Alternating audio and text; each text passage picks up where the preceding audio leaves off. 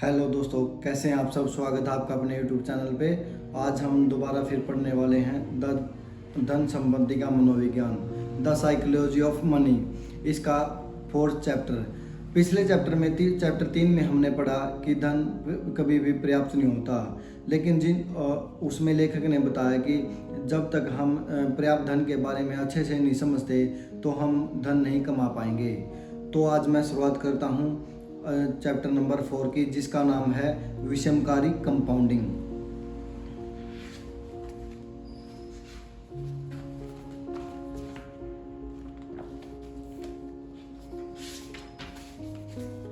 एक क्षेत्र में मिले सबक अक्सर हमें अन्य असंबद्ध क्षेत्रों के बारे में बहुत कुछ महत्वपूर्ण पाठ सिखा सकते हैं। हिमयुग के अरबों वर्ष के इतिहास को ही लीजिए और वह हमें अपने धन को बढ़ाने के लिए जो सिखाते हैं।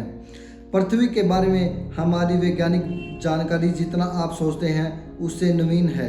यह जानने के लिए कि धरती कैसे काम करती है, हमें इसकी सतह को गहराई तक खोदना पड़ता है, और जो हम कुछ समय पहले तक भी नहीं कर पाए थे, जब हम अपने ग्रह के मूल तत्वों को भी नहीं पता कर पाए थे।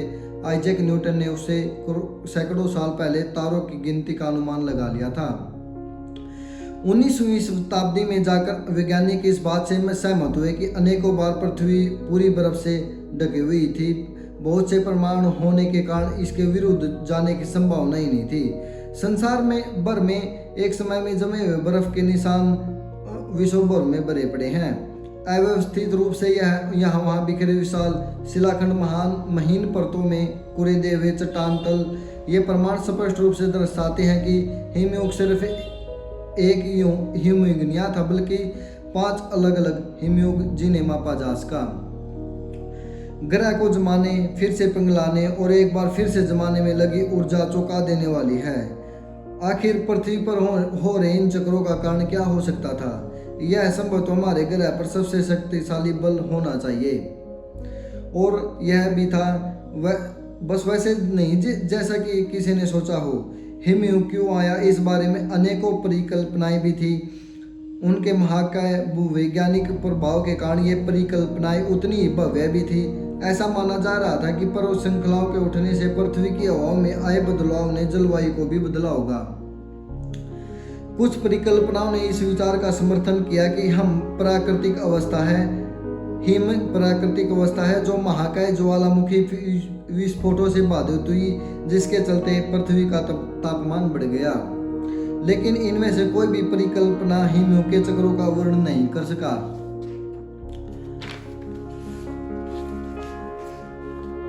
पर्वत श्रृंखलाओं की उत्पत्ति या कोई बड़ा ज्वालामुखी विस्फोट किसी एक हिमयुग का कारण हो सकता है। इससे 5 हिमयुगों का चक्र या पुनरावृत्त को नहीं समझा जा सकता। 20वीं सदी के आरंभिक वर्षों में मिलावोंकिक नामक एक साइबेरियन वैज्ञानिक ने अन्य ग्रहों की स्थिति के सापेक्ष पृथ्वी की स्थिति का अध्ययन किया और हिमयुग संबंधी एक परिकल्पना सामने रखी, जो हम अब सब जानते हैं कि सूरज और चांद का गुरुत्वाकर्षण बल पृथ्वी के गमन को हल्के से प्रभावित करता है और सूरज की ओर झुका देता है।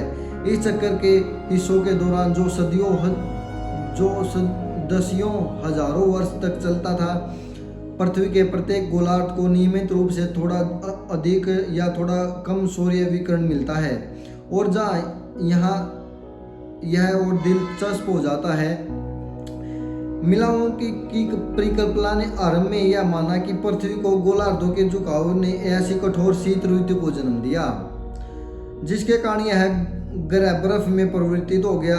लेकिन व्लादिमीर कोपेन नाम के एक रूसी अंतरिक्ष विज्ञान शास्त्री ने मिलावोविक की शोध को गहराई से अध्ययन किया और एक अद्भुत सूक्ष्म भेद खोज निकाला। मध्यम रूप से ठंडी ग्रीष्म ऋतु बर्फीली अपराधी थी, न कि ठंडी शीत ऋतु। यह तब शुरू होता है जब कोई ग्रीष्म ऋतु इतनी गर्म नहीं हो पाती कि पिछली शीत ऋतु की बर्फ को पिघला सके। बची हुई बर्फ का आधार आने वाली शीत ऋतु में बर्फ का जमना और आसान कर देता है, जो अगली ग्रीष्म ऋतु में बर्फ के जमे रहने की संभावना बढ़ा देता है और फिर से आने वाली शीत ऋतु में अधिक जमाव का कारण बनता है। शाश्वत बर्फ अधिक सूर्य किरणों को प्रतिबिंब करती है, जिससे ठंडक बढ़ती है और अधिक हिमपात होता है। और यह चलता रहता है। कुछ सैकड़ों वर्षों के अंतराल में यह मौसमी बर्फ बढ़कर महाद्वीपीय बर्फ की चादर में परिवर्तित हो जाती है और इस तरह यह रोमांचक शुरुआत हो जाती है। विपरीत दिशा में भी ठीक ऐसा ही होता है। एक अक्षीय झुकाव जो अधिक सूरज को रोशनी आने दे शीतकालीन बर्फ को पिघला देता है, जिसे आने वाले वर्षों में कम सूर्य किरणें प्रतिबिंब होती हैं और फिर तापमान बढ़ जाता है, जिससे अगले हिमपात में कमी आती है इत्यादि। इस प्रकार यह चक्र चलता रहता है। यहाँ अद्भुत बात यह है कि किस प्रकार परिस्थितियों में अपेक्षाकृत छोटे परिवर्तनों से कुछ इतना बड़ा विकसित हो सकता है। शुरुआत होती है किसी ठंडी ग्रीष्म ऋतु की बची हुई बर्फ एक महीन परत के साथ, जिस पर कोई ध्यान भी नहीं देगा, और फिर भूगर्भीय रूप से पलक झपकते ही पूरी पृथ्वी कई मील मोटी बर्फ से ढक जाती है। जैसा कि ग्लेजियोलॉजिस्ट गवेन स्कूल्स कहते हैं कि बर्फ की मात्रा जिससे बर्फ की चादर बनती है वह इतनी जरूरी नहीं कि जितनी यह तथ्य है कि बर्फ कितनी कम है वह बनी रहती है। हिमयुग से एक बड़ा सभी क्या मिलता है कि जबरदस्त नतीजों के लिए जबरदस्त ताकत की आवश्यकता नहीं होती। अगर कुछ जमा होता जाता है, थोड़ी सी वृद्धि भविष्य के लिए ईंधन का काम करती है। एक छोटा सा शुरुआती आधार इतने मजबूत अद्भुत नतीजे दे सकता है कि वे तरक् के परे नजर आते हैं। यह इतना तरक्के परे हो सकता है कि आप संभव भी नहीं कर सकते। विकास कहाँ से आता है और कहाँ जा सकता है, इसे वास्तविकता से कम आंकेंगे, और धन दौलत पर भी यही लागू होता है। वॉरेन बफेट ने अपनी संपत्ति कैसे निर्मित की, इस पर 2000 से भी अधिक किताबें लिखी जा चुकी हैं। उनमें से कई बेहतरीन हैं, लेकिन ऐसी बस कुछ ही हैं जो इस तथ्य पर पर्याप्त ध्यान देती हैं कि बफेट की संपत्ति सिर्फ उनके एक अच्छा निवेशक होने के कारण नहीं, बल्कि एक बचपन में से ही अच्छा निवेशक होने के कारण है। मेरे इस किताब को लिखने के समय वॉरेन बफेट की शुद्ध संपत्ति $84.5 बिलियन है। उसमें से लगभग $84.2 बिलियन 50वें जन्मदिन के बाद पूंजित हुई और $81.5 बिलियन लगभग 65 की उम्र में सामाजिक सुरक्षा की योग्यता प्राप्त करने के बाद आई। वॉरेन बफेट एक असाधारण निवेशक है, लेकिन अगर आप उनकी सारी सफलता को निवेश कुशाग्रता से जोड़ते हैं तो आप एक मुख्य बिंदु को जोड़ देंगे। उनकी सफलता की वास्तविक कुंजी यह है कि वे एक शताब्दी के 3/4 भाग तक एक असाधारण निवेशक रहे हैं। अगर उन्होंने 30 की उम्र में निवेश आरंभ किया होता तो 60 की उम्र में वे सेवानिवृत्त हो गए होते। शायद ही किसी ने उनका नाम कभी सुना होता। एक छोटे से विचार परीक्षण पर नजर डालिए। बफेट ने 10 वर्ष की उम्र में गंभीर रूप से निवेश कर दिया था। 30 की उम्र तक पहुंचने तक उनकी शुद्ध संपत्ति $1 मिलियन थी, या $9.3 मिलियन मुद्रास्फीति से समायोजित होने के बाद। लेकिन अगर वे कोई सामान्य व्यक्ति होते जिसने अपनी किशोरावस्था और युवावस्था दुनिया घूमते हुए अपनी अभिलाषा ढूंढते हुए बिताई होती और 30 की उम्र में उनकी शुद्ध संपत्ति मान लीजिए $25,000 होती,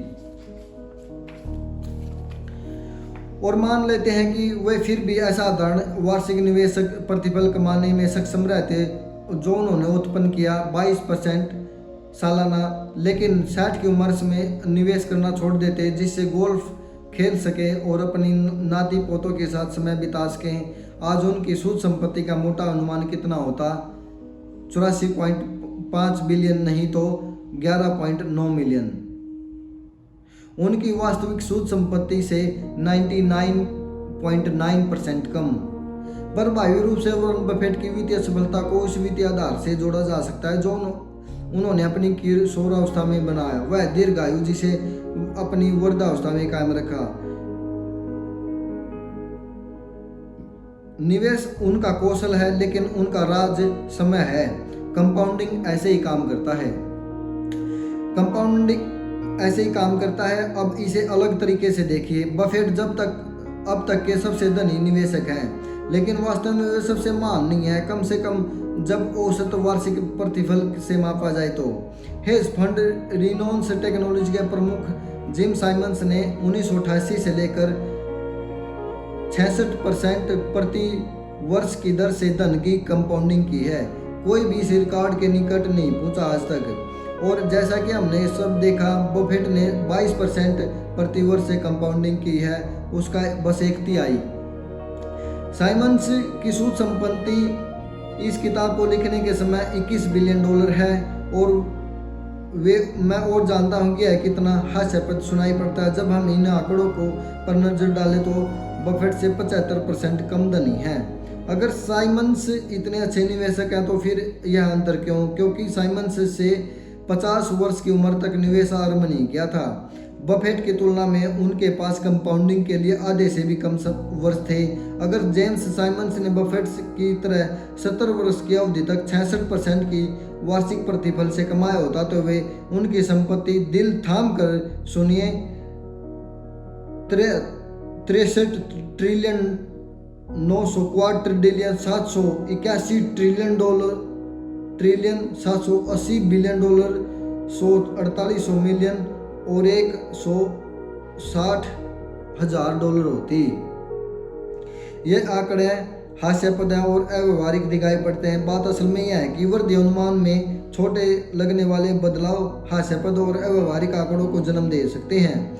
इसलिए जब हम समझने की कोशिश कर रहे हैं कि कुछ भी इतना शक्तिशाली कैसे बना जितना वह हिम्यू क्यों बना, या फिर वॉरेन बफेट इतने धनी क्यों, अक्सर हम सफलता की मुख्य कुंजी को अनदेखा कर देते हैं। मैंने लोगों को कई बार कहते सुना है कि जब उन्होंने पहली बार चक्रवृद्धि ब्याज की तालिका देखी या फिर ऐसे कोई कहानी, अगर उन्हें 30 उम्र की बजाय 20 उम्र की में बचत शुरू की होती तो सेवानिवृत्ति के लिए उनके पास कितनी धनराशि होती। इसने उनका जीवन बदल दिया। लेकिन संभवतः इसने उनका जीवन नहीं बदला। इसने अगर कुछ किया तो वह यह है कि उन्हें राजस्त्री में डाल दिया, क्योंकि नतीजे सहज रूप से सही नहीं लगे। रेखांकित सोच घातीय सोच की तुलना में काफ़ी सहज तो होती है। अगर मैं आपको अपने दिमाग में लगभग 8+8+8+8+8+8+8 जोड़ने को कहूँ, आप कुछ ही सेकंड में ऐसा लगेंगे जो 72 है। अगर मैं आपको 8 × 8 × 8 का हिसाब लगाने को कहूँ तो आपको सरफट जाएगा, और जो है 1,34,21,728 रुपये बनता है। IBM ने 1950 के दशक में 3.5 मेगावाट की हार्ड ड्राइव बनाई, MB की हार्ड ड्राइव बनाई। 1960 के दशक में यह संख्या कुछ दर्जन मेगाबाइट तक पहुंच गई। 1970 के दशक के अंत तक IBM विंस्टर की ड्राइव 70 मेगाबाइट की थी। इसके बाद ड्राइव का आकार घातीय रूप से छोटा होता गया और स्टोरेज बढ़ता गया। 1990 के इस दशक की शुरुआत में आम कंप्यूटर 200 से 500 मेगाबाइट का होता था और फिर मानो विस्फोट हो गया। 1999 में एप्पल का iMac 6 गीगाबाइट की हार्ड ड्राइव के साथ आया, और 2003 में पावर मैक ने 120 गीगाबाइट, और 2006 में नए iMac में 250 GB, और 2011 के 4 टेट्राबाइट की पहली हार्ड ड्राइव, और 2017 में 60 टेट्राबाइट की हार्ड ड्राइव, और 2019 में 100 टेट्राबाइट की हार्ड ड्राइव। अब इस सब को साथ रख देखिए, 1950 से 1990 के बीच हमने 296 MB प्राप्त की, और 1990 से लेके अब तक हमने 100 मिलियन मेगाबाइट प्राप्त की। यदि आप एक टेक्नोलॉजी आशावादी होते तो 1950 में पूर्वानुमान कर सकते थे कि उपयोगी स्टोरेज 1000 गुना बढ़ेगा या फिर 10,000 गुना बढ़ेगा। यदि आप ज़्यादा दूर का अंदाज़ा लगाते, कुछ ने कहा होता मेरे जीवन काल में 30 मिलियन गुना अधिक, लेकिन यह सच हो गया। कंपाउंडिंग का स्वभाव सहज ज्ञान के विपरीत होने के कारण हम में से सबसे होशियार लोग भी इसकी शक्ति को अनदेखा कर देते हैं। 2004 में बिल गेट्स ने नई जीमेल की आलोचना करते हुए कहा था कि किसी को भी 1 गीगाबाइट स्टोरेज की जरूरत क्यों पड़ेगी। लेखक स्टीवन केवी ने कहा, अगर इन टेक्नोलॉजी में उनका सिक्का चलने के बावजूद उनकी सोच पुराने प्रतिमान में ही अटकी हुई है, जहाँ स्टोरेज एक सामग्री है जिसे संरक्षित करना आवश्यक है। चीज़ों में कितनी जल्दी वृद्धि हो जाती है, आप इसके आदि कभी नहीं हो सकते।